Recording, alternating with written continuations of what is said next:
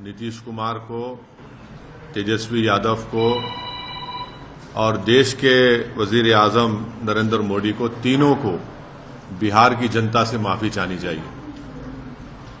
और तीनों पार्टीज ने मिलकर बिहार की जनता को जो बातें की हैं और जो वादे किए थे और अपनी पॉलिटिकल आइडियोलॉजी की बात की थी, उन सब तीनों ने मिलकर बिहार की जनता को एक बहुत बड़ा धोखा दिया है।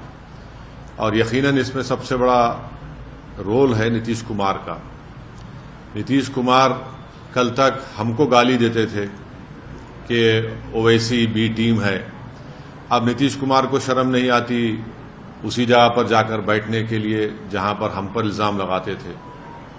और नीतीश कुमार ने पॉलिटिकल अपॉर्चुनिज्म कहना तो अंडरस्टेटमेंट होगा, उन्होंने हर चीज का रिकॉर्ड तोड़ दिया है और कोई उनकी बात का न एतबार है न भरोसा है। मैं शुरू से कह रहा था कि नीतीश कुमार फिर से बीजेपी में जाएंगे, मगर लोग हमारी बात को यकीन नहीं कर रहे थे। अब हम तेजस्वी यादव से पूछना चाह रहे हैं कि बताओ कैसा लग रहा है आपको? अभी आपने हमारे 4 एमएलएस को तोड़ा था, अब आपको कुछ दर्द हो रहा है सीने में? तकलीफ हो रही है आपको अपने भेजे में? अब आपको मालूम हो रहा है कि जो खेल आप हमसे खेले थे वही खेल आपसे हो गया। और तेजस्वी यादव और उनकी पार्टी धोखा दी है। 2 मर्तबा नीतीश कुमार को उन्होंने मुख्यमंत्री बनाया। बताइए अब क्या हासिल हुआ? आपने बीजेपी को आपने सत्ता दे दी। नीतीश कुमार तो सिर्फ अभी तो नाम के मुख्यमंत्री रहेंगे, हुकूमत चलेगी बिहार में आरएसएस की और नरेंद्र मोदी की। हम तो यही चीज को रोकना चाह रहे थे। एमआईएम पार्टी इसी को रोक रही थी। और जब हमारे सीमांचल की जनता ने एमआईएम के 5 विधायक को कामयाब किया तो हमने तो जब उनके स्पीकर के इलेक्शन में तायद की थी गठबंधन के। मगर तेजस्वी यादव को और उनके परिवार को ऐसा लगता है कि बिहार की जनता एक तरफ और उनके परिवार से कोई भी मुख्यमंत्री बन जाए।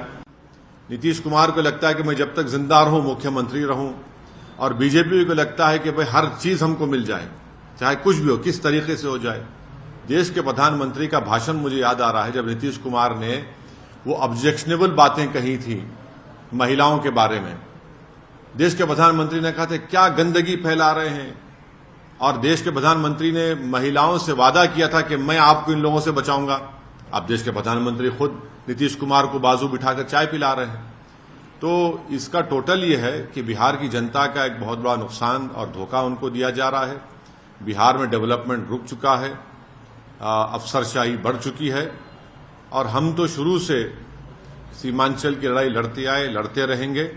और इससे जनता को फिर से मालूम हो गया कि एमआईएम और ओवैसी जो बात कह रहा था कि सेकुलरिज्म, पॉलिटिकल सेकुलरिज्म सिर्फ इस्तेमाल किया जाता है भारत के मुसलमानों को धोखा देने के लिए, और अब की बार फिर से धोखा दिया गया है बिहार के मुसलमानों को सिर्फ सत्ता में आकर बैठने के लिए।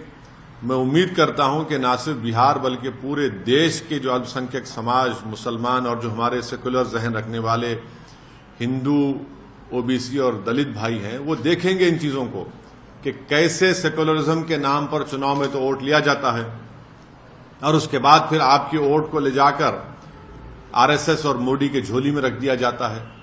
तो उम्मीद करते हैं कि वो इससे एक इसका नोट लेंगे और उन पार्टीज का साथ देंगे जो आपकी पॉलिटिकल लीडरशिप को डेवलप करना चाहती है।